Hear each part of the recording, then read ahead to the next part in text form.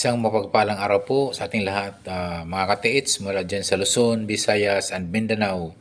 Dyan sa Zamboanga, muchas gracias, amigo.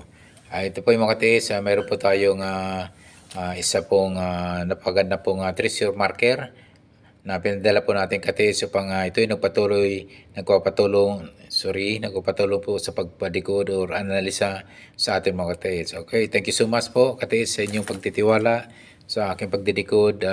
Ako po aking gagawin po sa abot aking makakaya sa pagdikod po at sa pag-analisa po ng iyong pinadala pong isang napagandang markers po, isang head markers po na ito po ay hugis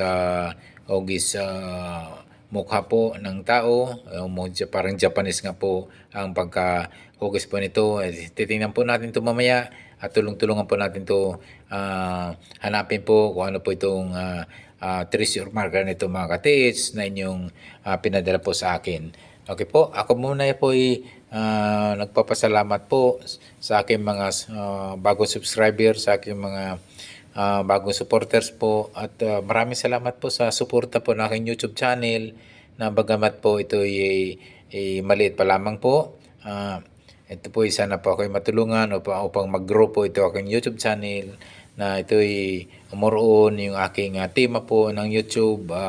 YouTube channel ko ay more on decoding and analyzing sa mga treasure symbols o treasure markers and treasure signs mga katiits po ng Yamasita treasure mga katiits. Okay po mga katiits, mayroon po akong pinapasalamatan din na isang katiits po natin na si Mr. Rolly Adlaon Luok na ito po ay gumagawa po ng treasure hunting equipment po mga katiits. At ito na po mga katiits, good news at mayroon po tayong local at made in Philippines na treasure hunting equipment like gold locator mga katiits. Okay po, speaking of gold locator, at ito po ay mayroon po siyang tatlong klaseng gold locator ni Mr. Rolly Adlaon Luok po ng Zamboanga. Ito po ay mayroon siyang single antenna gold locator, mayroon siyang double antenna gold locator, at mayroon siyang triple antenna na gold locator mga katiits. So ito po, good news dahil kanyang gold locator na triple antenna ay talagang in demand po ngayon. In demand dahil nga mayroon itong history na mayroong walong items na po ng treasure ang nadetect nito mga katiits. Yung huli nga mga katiits ay dalawang gold bars na ito'y may tatakpan na Burma na na-detect po ng kanyang gold locator na gawa ay ito sa bandang may Cagayan, Davao de Oro mga katiits. So ito po ay napakaganda pong ito yung in demand na po ngayon yung kanyang ABS gold locator ni Mr. Rolly Adlaon Luok. Okay, thank you so much. Yung gustong bumili at pino ako sa kanya, Rolly Adlaon Luok sa iyang FB page. At pwede ko itong sa mobile number 09262632 09262632 katiits. Okay po, at tayo na po ay magdidikod po sa pinadala po na isang head markers po sa atin mga katiits. Ito po, napansin ko po ay ito po ay yung ulo na markers to mga katiits. Mayroong mata at may ilong, may bibig. So complete ito mga katiits. So talagang sadya po ito isang man-made na ginawa pa itong stone marker at talagang hinugis mukha. Ito nga parang hugis hapon pa itong pagka-obra ito mga katiits. So alam na mga katiits na ito'y gawa po ng Japanese soldier po ito mga katiits. So yan ay isa pong head marker.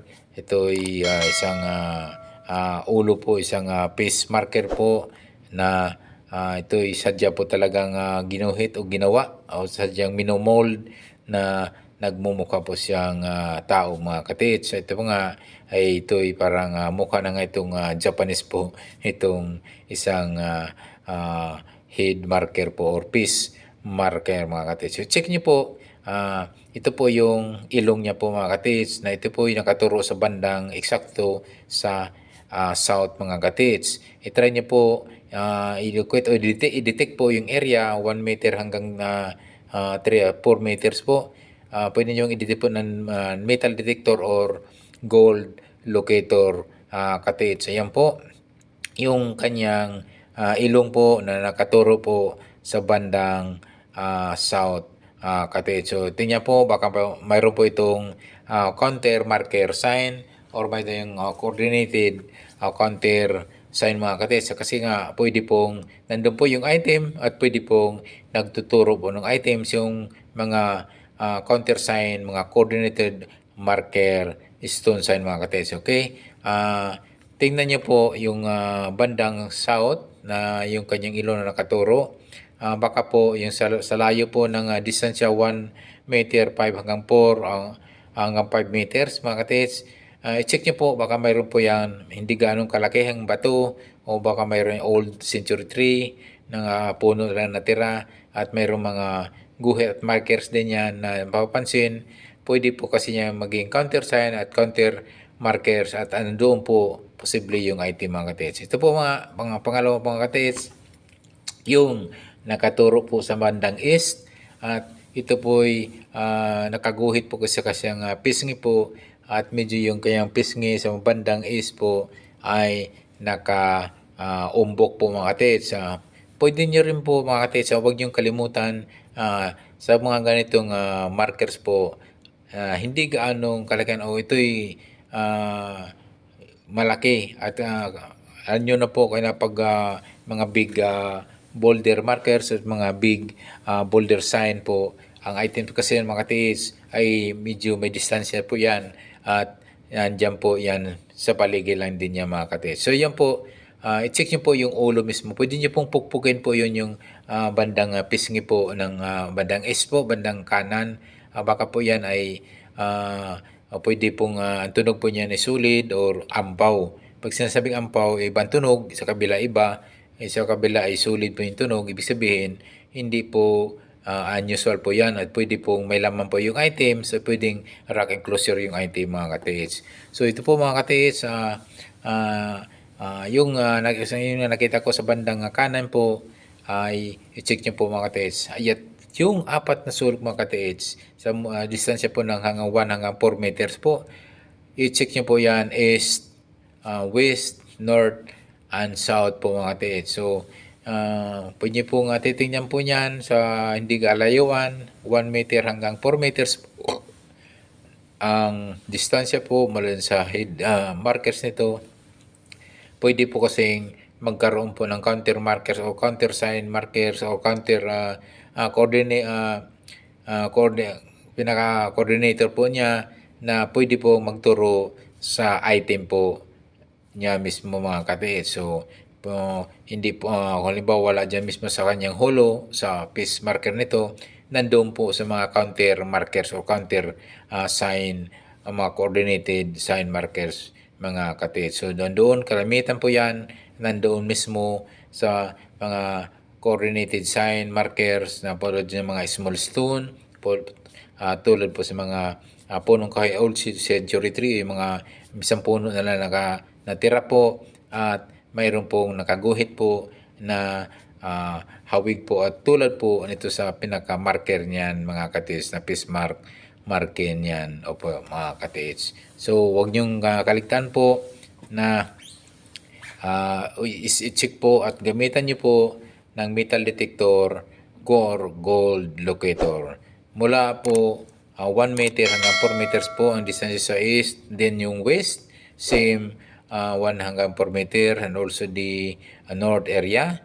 Siyempre po hanggang 1 hanggang 4 meters din and the south area mga katiits. So ganun din po ang distansya sa 1 meter hanggang 4 meters katiits. So yun po mga katiits ay isa po sa mga napagbabasehan po natin at dito po kasi sa decoding mga katiits, hindi po talaga 101% na makitukoy po natin yung mismong item. Ganun pa rin po ay kailangan pa rin natin ng treasure hunting equipment like metal detector and gold locator katiits. Ito po mga katiits, ito po yung mismong face niya po mga katiits. Sabi ko nga, pwede nyo po ang i-detect po yan ng metal detector or gold locator at pwede niyong pukpukin po ng maso yung mga portion po na alam niyo po pag tunog solid, ibig sabihin talagang solid yan. O pag tunog ampaw, ibig sabihin maluwag po yung loob at pwede pong may item po mismo dyan sa stone marker nito mga katiits. So, yung po mga katiits, so, yung mga angulo po, sabi ko nga, yung 4 na sulok, huwag niyong kalimutan po na i-check po na inyong metal detector or gold locator sa layo po ng 1 meter hanggang 4 meters po ang distansya mula dyan sa piece marker na to, head markers na to mga katiits. Yan po mga katiits, sana po ay ate pong na-guide. Sana po atin ituro po ang tamang direksyon po ng head piece marker nito na pinadala niya po upang ate pong na-decode na ating analisa. Sana po ay ating natugunan po yung ating katiis na nagpadala nito na ito'y matutukoy niya kung alin po saan banda pwede magdig, sa maghukay, o saan banda siya pwedeng magtisdig po mga katiis. So, kung wala kayo mga katiis, kung halimbawa wala kayong treasure hunting equipment, pwede na po kayong magtisdig po dyan sa 4 na sulok po, east, west, north, and south mga katiis. So, piliin nyo po mga katiis, yung unahin nyo pagtisdig po yung bandang east mga katiis. Kasi nga, mayroong mga arrowhead dyan na nakaturo. Diyan kahit pwede po kayo mga 1 hanggang 2 meters po, pwede nyo itisdig po ng 1 meter hanggang 1.5 meters deep yung lalim. At baka po mayroon pong items po dyan. O kung wala naman po, pwede kayong lumipat sa west or north and south mga katiis. Ganun talaga po kapag wala tayong treasure, hunting equipment, talaga pong puro tayo tisdig ang ating gagawin at tayo mag-rely. Sabi ko nga, nagbibis lang po tayo sa mga treasure markers, treasure mga arrowhead at mga nakapinpoint po ng ayon po sa markers po na ito mga katiis. Okay po mga katiis, harinawa ay atin natulungan po itong katiis na nagpadala nito. At pwede rin po kayo mag-comments po sa aking comment section below. At pwede rin po kayong maibigay po ilahat po kung saan po pa ang mga pointers sa mga arrowhead at saan pa pwedeng ang direction po na itong piece markers nito mga katiits, yung head markers nito mga katiits. At ate pong ibigay at ate pong ma-guide yung nagpapadala po ito sa atin mga katiits. Okay po mga katiits, ako'y nagpapasalamat po ng marami sa mga viewers ko po na walang sawang nagsubaybay po, walang sawang nanonood po sa aking YouTube channel ito. Bagamat ito'y napakaliit pa lamang, sana po ako inyong matulungan upang mag-grow naman po yung aking YouTube channel. Ito po aking YouTube channel po, ang tema po nito ay mag-decode at mag-analisa po sa mga treasure symbols, mga treasure signs, at mga treasure markers po mga katiits. So ito po mga katiits, ako po ay nagpapasalamat po. Thank you so much po talaga sa inyong walang sawang pagsubaybay, walang sawang panonood mga katiits sa aking video po. Harinawa po tayo pagpalain ng pong may kapal at tayo po ay makahits na po mga katiits po natin dyan sa Luzon, Visayas at Mindanao mga katiits. Okay po, yung mga bago pa lang sa aking YouTube channel, favor lang po, kung po pwede po please subscribe, and also don't forget to hit the notification bell button para updated po kayo sa mga video ko pang ipapalabas. Muli, maraming salamat.